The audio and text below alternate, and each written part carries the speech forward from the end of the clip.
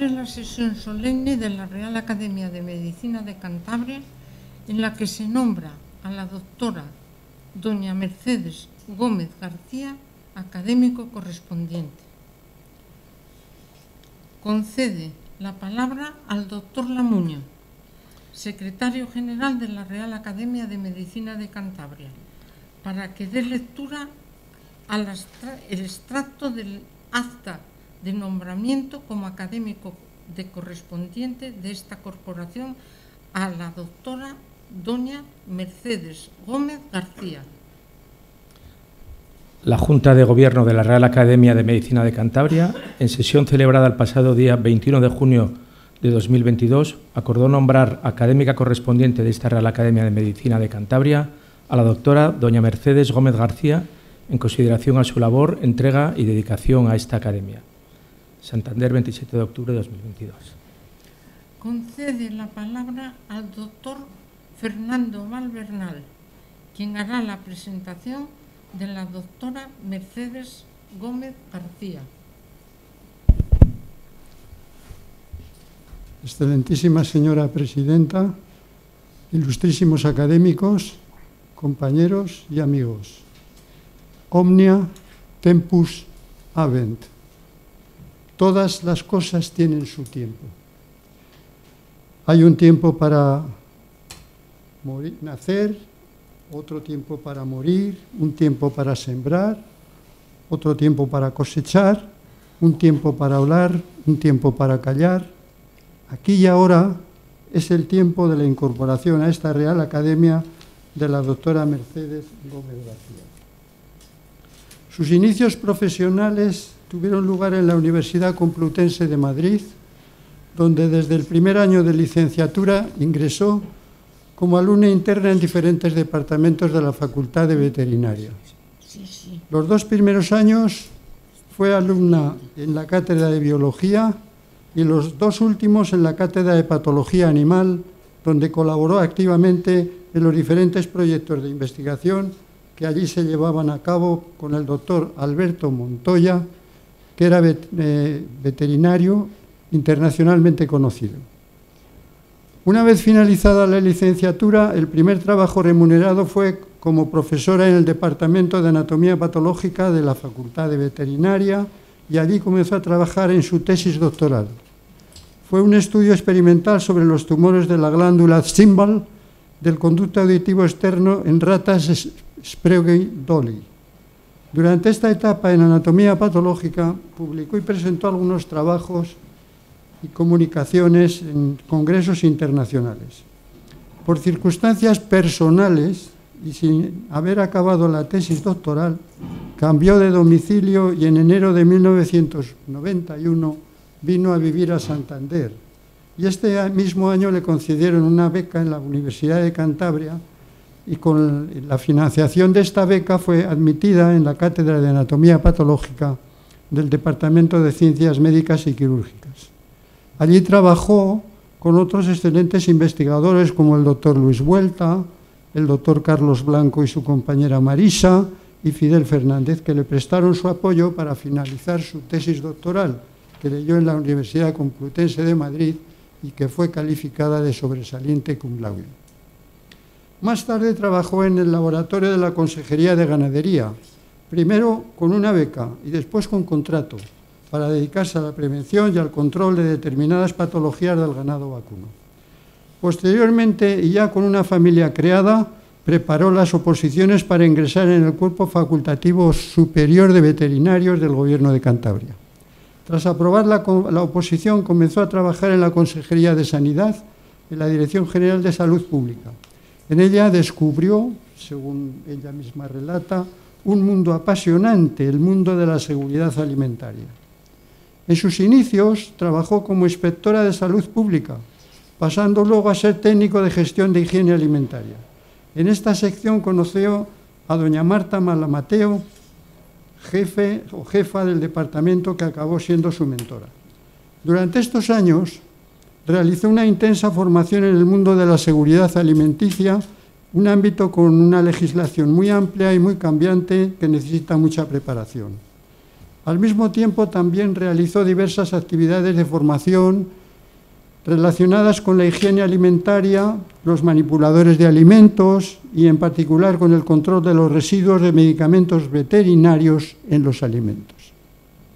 Por ello, que desde el año 2001, el jefe del Servicio de Seguridad Alimentaria, don Miguel del Valle González, la nombró coordinadora y vocal de la Comisión Nacional del Plan Nacional de Investigación de Residuos Medicamentosos Veterinarios en Cantabria, cargo que ostenta desde entonces. En el año 2014 comenzó una nueva andadura como jefa de servicio en el Laboratorio de Salud Pública de la Consejería de Sanidad, cargo que sigue ocupando en la actualidad, y en el que ha seguido trabajando activamente en el control de residuos de medicamentos veterinarios. Una vez más, podemos comprobar que el saber no ocupa lugar, pero ocupa tiempo. Toda historia profesional así contada es una gran simplificación y no refleja los duros y largos años gastados en alcanzar el éxito.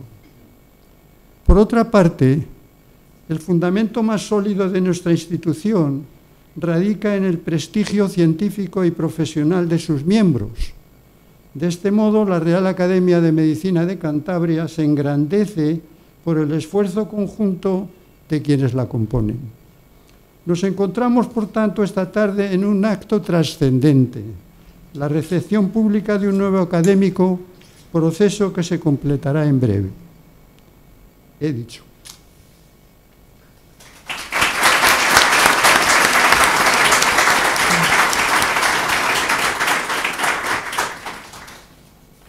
Concedo la palabra a la doctora doña Mercedes Gómez García, quien imparte su conferencia, que se titula Investigación de residuos de medicamentos veterinarios en los alimentos. Tiene la palabra. Muchas gracias. Excelentísima señora presidenta de la Real Academia de Medicina de Cantabria, ilustrísimos señores académicos, queridos familiares, queridos amigos y compañeros, señoras y señores.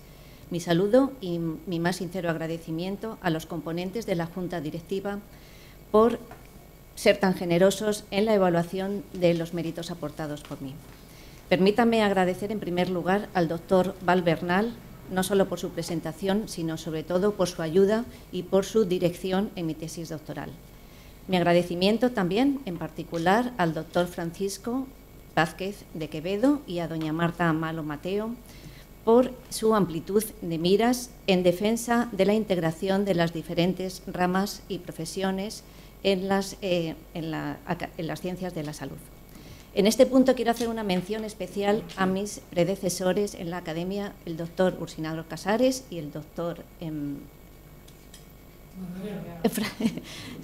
el doctor Madariaga de la Campa, que son compañeros y veterinarios que ya no están con nosotros y además ilustres personajes santanderinos. Agradezco también la presencia de las autoridades de la Dirección General de Ganadería, doña Beatriz Fernández Quintana, y el pasado, don Juan Antonio García Álvarez, y de la Dirección General de Salud Pública, doña Virginia Ruiz Camino, porque sin ellos yo no hubiera estado aquí.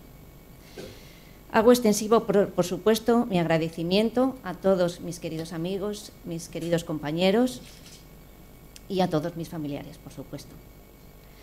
Quiero manifestar, no hace falta que lo diga, mi emoción por el honor que supone estar aquí en esta tribuna y por formar parte de esta corporación, por lo que procuraré cumplir siempre, con lo mejor posible, con el ideario de la misma. Pues nada, sin más dilación, paso a presentar el tema que lleva por título Investigación de residuos de medicamentos veterinarios. Va a ser una presentación corta, porque así me lo han requerido, y va a ser, voy a decir datos de carácter muy general para que sea apta para todos los públicos y no aburrir mucho. Luego, posteriormente, en el trabajo que presente a esta corporación, presentaré todo el trabajo con todos los datos y con todos los conocimientos.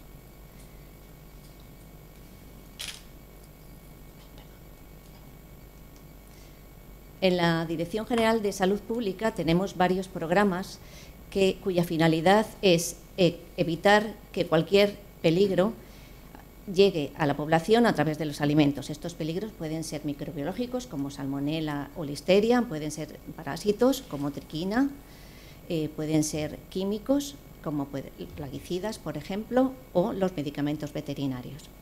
En este último programa, es del que vamos a hablar hoy, es que se llama Plan Nacional de Investigación de Residuos y por siglas se llama PENIR, y me voy a referir así a él a lo largo de toda la exposición. ¿Qué objetivos tiene el PENIR? Pues los objetivos son investigar y establecer las medidas de control de las sustancias de acción farmacológica que puedan ser administradas a los animales para así poder detectarlos a lo largo de toda la cadena alimentaria. Se muestrean tanto en animales vivos como en las carnes frescas como en sus productos o derivados. Antes de entrar en materia vamos a explicar una serie de conceptos para que luego se pueda entender la presentación. ¿Qué es un residuo? Pues un residuo son los restos de las sustancias que administran a los animales, bien sean medicamentos o también de contaminantes medioambientales. Y estas sustancias pueden llegar a través de la alimentación a toda la población y ser perjudiciales. ¿Qué es el LMR? El LMR es el límite máximo de residuos, que consiste en el límite admisible para una sustancia farmacológicamente activa, por debajo de la cual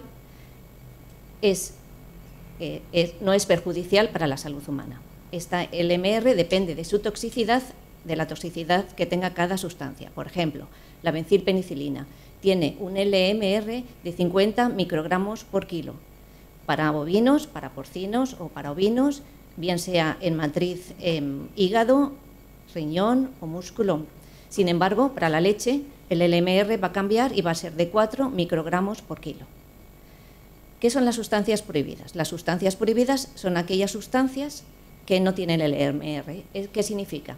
Que son tan peligrosas que no pueden administrarse a los animales. Por lo tanto, no se pueden detectar. Si no, si se detectan, aunque sea dosis muy bajas, ya es una infracción y por lo tanto tenemos que tomar medidas.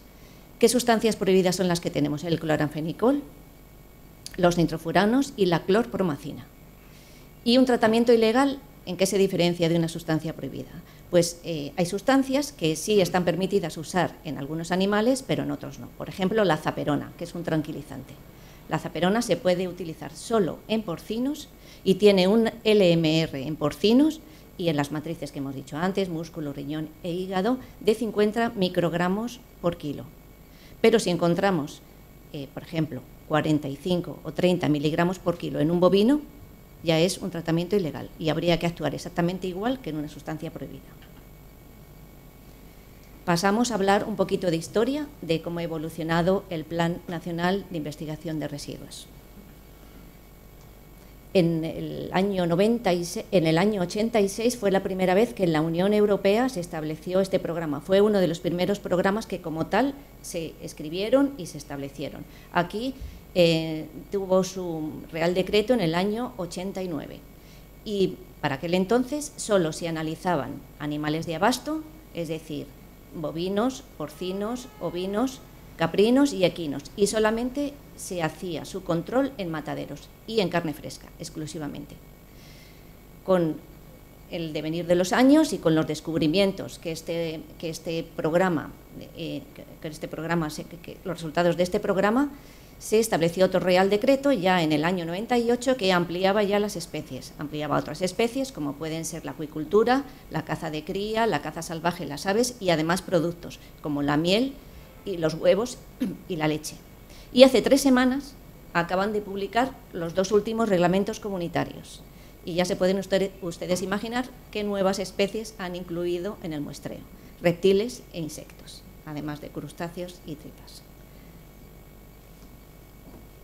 Bueno, ¿cómo nos organizamos los planes y quién nos dirige? Pues tenemos una comisión nacional cuya presidenta es la directora de la Agencia Española de Seguridad Alimentaria, el secretario es un representante del Ministerio de Agricultura, Pesca y Alimentación y luego estamos los vocales, que somos un representante por cada comunidad autónoma.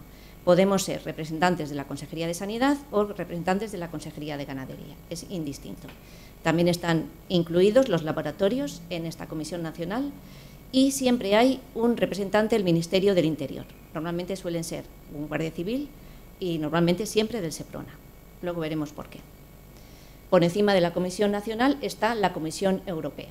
Y esta Comisión Europea lo que hace es vigilar que aquí en España funcionamos bien, que hacemos lo que hemos dicho que hacemos y si tienen que cambiar los planes, pues nos lo cambian. Una de las veces que a mí más me impactó que nos hicieron cambiar los planes fue alrededor del año 2002, porque se descubrió en Inglaterra, cuando pertenecía a la Unión Europea, en Inglaterra, que se detectaron mieles con restos de cloranfenicol. El cloranfenicol ya hemos dicho que es una sustancia prohibida y además es un medicamento que está prohibido en medicina veterinaria al 100%. ¿Qué pasó? Se prohibieron todas las importaciones de mieles de China y los chinos dijeron que sí, que iban a destruir miles de toneladas que tenían de miel. Y así se quedó el tema. Con el paso de los meses empezó a entrar en la Unión Europea procedente de Sudamérica mieles y que se descubrió que tenían restos de cloranfenicol. Habían intentado filtrarla de alguna manera para eliminar el residuo, pero no lo consiguieron. Entonces la Unión Europea nos cambió el plan y nos dijo, señores, tienen ustedes que investigar a aquellos mieleros que tengan mieles de importación, porque ya saben que las mieles, tenemos poca producción en España y se hace envasado de miel, pero hay mucha miel que es de importación, aunque la envasemos aquí en España, ¿de acuerdo? Bueno, ¿y cómo nos organizamos? ¿Cuántas muestras cogemos? ¿Y qué tiempo? ¿Cuándo? ¿En qué animales? ¿En la explotación? ¿En el matadero? ¿En una industria de envasado de huevos? Pues todo eso está establecido en el reglamento y siempre se basa en la producción. Si tenemos tantas toneladas de huevos que producimos o tantas toneladas de miel o tantos animales sacrificados al año, pues en base a esa producción hay un porcentaje de muestras que se cogen. Tantas muestras de las sustancias prohibidas, tantas muestras de las sustancias autorizadas, en vacas, en porcino, etcétera. Todo eso está perfectamente establecido. Y luego la Comisión Nacional siempre hace un reparto para poder cumplir a nivel europeo.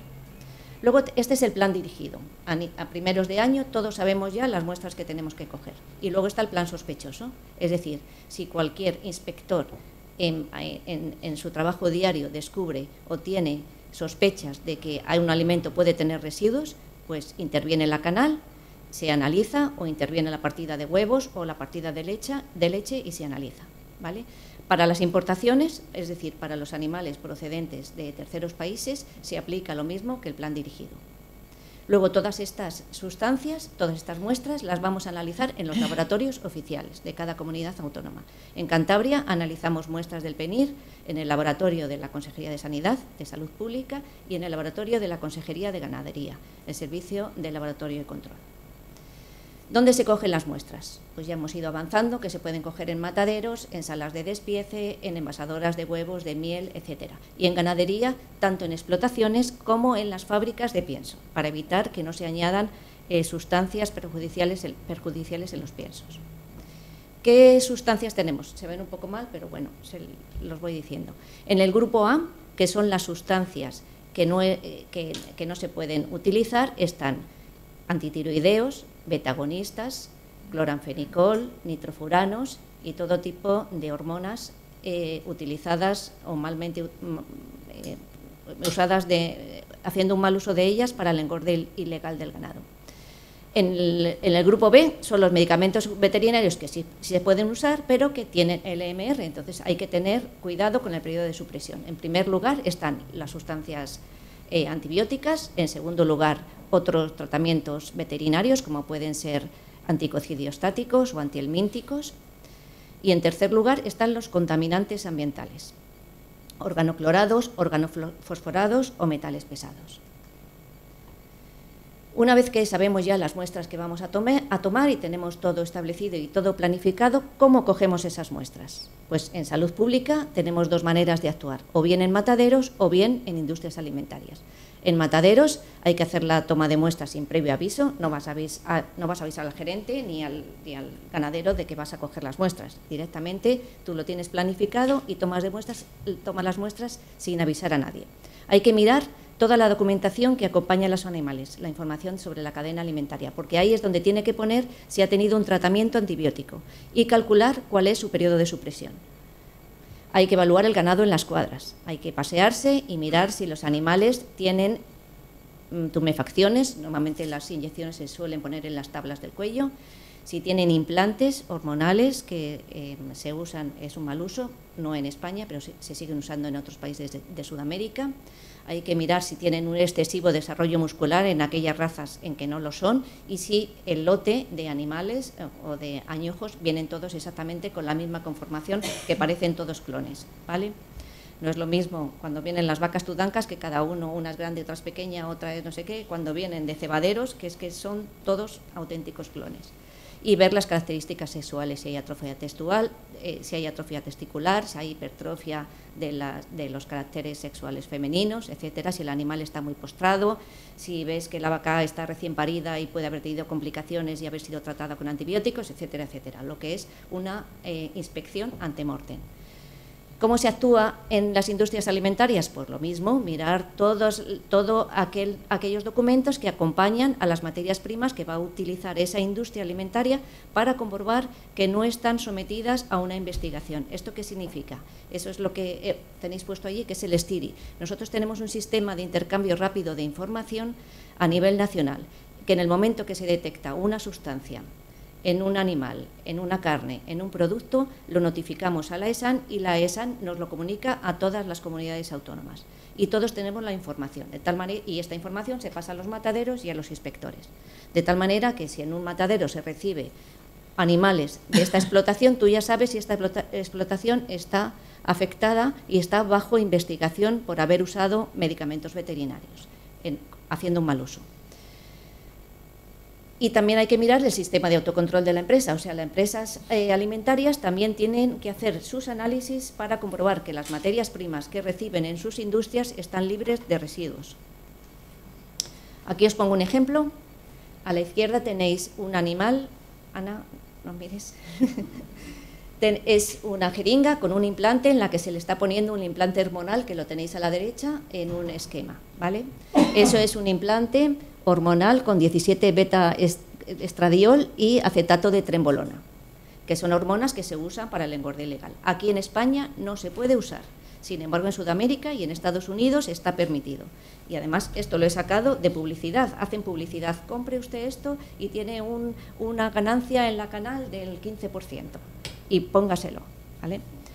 Nuestro sistema español y europeo es estupendo, de los mejores que hay, ya me adelanto en este sistema de control. Abajo tenéis un recuadro de lo que es el STIRI, el Sistema Coordinado de Intercambio Rápido de Información. Eso es lo que recibimos nosotros. Ahí, por ejemplo, vemos que una explotación ganadera, en la que he tachado el nombre para que no se pueda ver, de Ciudad Real, ha tenido positivo en oxitetraciclina con un nivel de 169 microgramos por kilo en músculo de caprino, cuando el límite está en 100 microgramos para la oxitetraciclina. Por lo tanto, se ha pasado con el LMR, por lo tanto va a tener sus consecuencias, que luego veremos al final. ¿Qué sustancias nos solemos encontrar? Lo que es lo más típico o lo más curioso que podemos encontrar en este programa. Pues estas son las sustancias del grupo A, que antes no las podíamos ver, ahí está todo lo que analizamos. Los antitiroideos hacen retener mucha agua a la canal y por lo tanto es un engorde ilegal, porque la canal engorda, pero no por desarrollo muscular ni porque esté más engrasada, sino porque retiene agua. Se han usado mucho, pero hasta los años 80, principio de los 90. Y luego han sido sustituidos por los famosos betagonistas, los que usan algunos malos deportistas para ganar rendimiento. Pero, sin embargo, se dejaron de usar y ahora hace unos años se ha visto que empieza a haber unos residuos de tiouracilo. Entonces, la Unión Europea se puso a investigar y resulta que ha cambiado la alimentación de los animales. Los cereales son muy caros, la soja también es muy cara, entonces se han empezado a utilizar subproductos del uso de biodiesel, como son las tortas de colza. ¿Vale? Tortas de colza. Son buenas. O sea, no es el aceite de colza, no vamos a pensar en el aceite de colza desnaturalizado, son buenas, pero ¿qué pasa? Que en su metabolismo, en el intestino de los rumiantes, se transforma en pequeñas cantidades de tiouracilo, pero son cantidades muy pequeñitas, por debajo de 30 ppb, microgramos por kilo. Entonces la Unión Europea ha hecho un análisis y ha considerado que por debajo de 30 se puede admitir, pero es una cosa curiosa. Sí que se usan betagonistas, cada vez menos. He de decir que cuando nosotros estábamos en el matadero teníamos algunos casos de betagonistas y eran los años 90, 92, 96, 97, todavía se usaban. Y comento un caso curioso. Esto es unas diapositivas del Seprona. Se ha acabado ya este proceso, por lo tanto ya se pueden hacer público. Les he dicho antes que en la Comisión Nacional siempre hay un representante del Interior, que suele ser del Seprona, que hacen una labor muy importante a la hora de perseguir a la gente que hace un mal uso de los medicamentos veterinarios. Esta fue una operación del Seprona de Huesca con la Interpol y consistía en que en granjas de la Unión Europea, no de España, ponían en una primera fase, entre los 3 y los 5 meses de edad, un cóctel de betagonistas, en el que introducían terbutalim, salbutamol y ractopamina. Después, entre los 11 y los 14 meses de edad, le ponían dexametasona. La dexametasona, en el argot de los ganaderos, lo llaman borrador. Realmente no tenía un efecto, sino que lo que hacen es impedir que nosotros en el laboratorio podamos detectar los betagonistas. Por eso lo llaman borradores. Por alguna cuestión química evita que tú en el cromatogramas puedas ver los betagonistas. Se venían a sacrificar a los mataderos de España. Lo hacían muy bien. Bueno, llegaron a ganar hasta 4 millones de euros. Ya los intervinieron, se han considerado que era una banda criminal y ya toda la operación está finalizada. En el grupo B, que son los medicamentos veterinarios, ¿qué se pueden utilizar? Sustancias antibacterianas, que lo vamos a ver luego, los antibióticos, otros medicamentos y contaminantes. Caso curioso, el de los elementos químicos. Plomo y cadmio. Tenemos un caso curioso que siempre nos ha llamado la atención y que siempre le hemos dicho a la Comisión Nacional que investigara el porqué. En el caso de los caballos aparece residuos de cadmio y de plomo y sobre todo de cadmio en animales muy jóvenes, porque lo normal es que como son metales que son bioacumulativos, con el paso de los años todos los que tenemos cierta edad acumulemos metales pesados en nuestras vísceras. Bueno, pues en los animales pasa lo mismo. Se recomienda siempre no comer ni hígado ni riñón de animales viejos. Pero es que en el caso de los caballos, en potro, hemos visto que también tienen residuos de cadmio y en bastante cantidad. Entonces no sabemos por qué causa se produce eso. Hemos pensado que una de las teorías, la más básica de todo, es arriba tienen una foto de una boca de un bovino. Como veis, no tienen incisivos, ninguno tiene incisivos en la parte superior. Entonces lo que hacen para comer, lo veis abajo en la diapositiva de la derecha, es sacar la lengua, coger un ramillete de hierba, rodearlo y arrancarlo. Por lo tanto, solo puede comer hierba alta. Por el contrario, el caballo, como veis, con esa buena dentadura que tiene, lo que hace es comer la hierba muy baja, como si fuera una pala de estas excavadoras, y coge la superficie terrestre, que es donde se puede acumular todos los metales pesados. ¿De acuerdo? Esa es una de la teoría. Hay otra teoría, que es mucho más sofisticada, que se ha descubierto que en la corteza terrestre, en la corteza del riñón, del caballo, hay una proteína de bajo peso molecular, que es la metiltioneína, que se une al cadmio. Y cuando más se une al cadmio, más se produce metiltioneína. Entonces, parece ser que eso puede ser, pero no está demostrado y no hay estudios que puedas encontrar la verdadera razón por la que los caballos acumulen. Es más, vimos caballos, lo que nosotros denominamos potros mamones, que todavía ni siquiera han comido pasto, que también salían positivos a cadmio, probablemente de la leche de la madre, pero no sabemos. Es un caso que estaría bien investigar. Bueno, las sustancias que hemos detectado este año son estas. Ahí tenemos un poquito de hormonas en la primera parte. En el grupo B1 la mayor parte son antibióticos y abajo pues el resto de medicamentos que se usan. No podemos comparar porque como no son datos provisionales no sabemos las muestras que hay, por lo tanto no tenemos el porcentaje de positividad. Pero son casos, es un caso, 4, 2, o sea que realmente son pocos. para conseguir ver el porcentaje tenemos que traernos al año 2020, porque no hay todavía resultados publicados ni en la Unión Europea ni en España del año 2021. Se van a publicar o bien a finales de año o bien a principio de 2023. Entonces, como veis, en el año 2020 se han cogido 46.385 muestras y solo ha habido 49 positivos, con un porcentaje del 0,11%. En la Unión Europea el porcentaje en 2020 fue de 2019. Por lo tanto, no estamos mal. Si veis, el porcentaje de años anteriores es similar.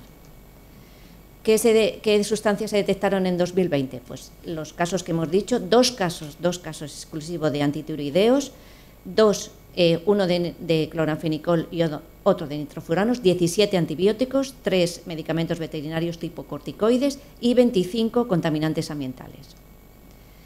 La buena noticia, Cantabria, ¿qué resultados hemos tenido? Pues fijaros, a lo largo de 2014 solo hemos tenido casos de antibióticos, pero la buenísima noticia es que todos estos animales procedían de otras comunidades autónomas, no de las nuestras, ¿vale? Como veis, ahí están los antibióticos, la bencilpenicilina se lleva la palma, es la que más se usa, y en algunos animales descubrimos 2 antibióticos, no solo uno. Bueno, con respecto a los antibióticos, decir que en 2014, si os dais cuenta, en el año 2014 nosotros teníamos 6 casos, es el año que más hemos detectado. Se puso en marcha el Plan Nacional de Resistencias a Antibióticos, que tiene una parte de humana y otra parte de medicina veterinaria. A partir de entonces hubo muchos programas, los ganaderos se involucraron mucho y se han reducido muchísimo la cantidad de antibióticos, en particular la colistina. La colistina se usaba en cerdos en unas cantidades excesivas, de 52 miligramos por kilo. Con este programa se pretendía reducir hasta 5 miligramos por kilo y al final, en 2019, se llegó a reducir a 0,4, casi al 100%. O sea que está bastante bien. La pena es que en 2019 llegó la pandemia y nos tuvimos que encargar todos del COVID y nos olvidamos un poco de las antibioresistencias, que va a ser un problema muy, muy fuerte. Fijaros en esta gráfica que son ventas de antibióticos en la Unión Europea en medicina veterinaria. La columna más alta de la derecha es la de España, la más alta, la que pasa de 400. Eso en 2014. Esta es de 2018, se publicó en 2019 y posteriormente no hay ninguna. Fijaros dónde estamos ya. Es la columna más alta empezando por la derecha, pero fijaros lo que hemos reducido en España. Todos los demás también han reducido, menos Chipre, que va por libre y encima ha aumentado antibióticos. Bueno, y ya simplemente 2 diapositivas para finalizar. Ahora que tenemos los resultados positivos, ¿qué actuaciones haces cuando tienes un positivo? Pues hay que comunicar a las autoridades de ganadería que hemos tenido un positivo y se va a hacer una investigación a la explotación. Se intervienen todos los animales, no pueden salir los animales hasta que la autoridad dé su visto bueno. Si tienen que ir al matadero, hay que hacerle análisis a cada uno de ellos y esos análisis los paga el ganadero. Si se ha decomisado la canal, porque tú has intervenido la canal por sospechosa y da positivo, esa canal se destruye y su destrucción la paga el ganadero. Si es una sustancia prohibida, esa explotación va a estar investigada durante 12 meses y si es una sustancia autorizada, va a estar investigada durante 6 meses. Y ahí tenéis las infracciones. Son infracciones sanitarias y están establecidas en la Ley de Seguridad Alimentaria y Nutrición. Las leves son hasta 5.000 y las infecciones muy graves pueden llegar hasta 600.000. Y ya para finalizar, simplemente comentaros que desde la Dirección General de Salud Pública y en particular desde el laboratorio de la Consejería de Sanidad trabajamos todos los días por vuestra seguridad alimentaria. Así que muchas gracias.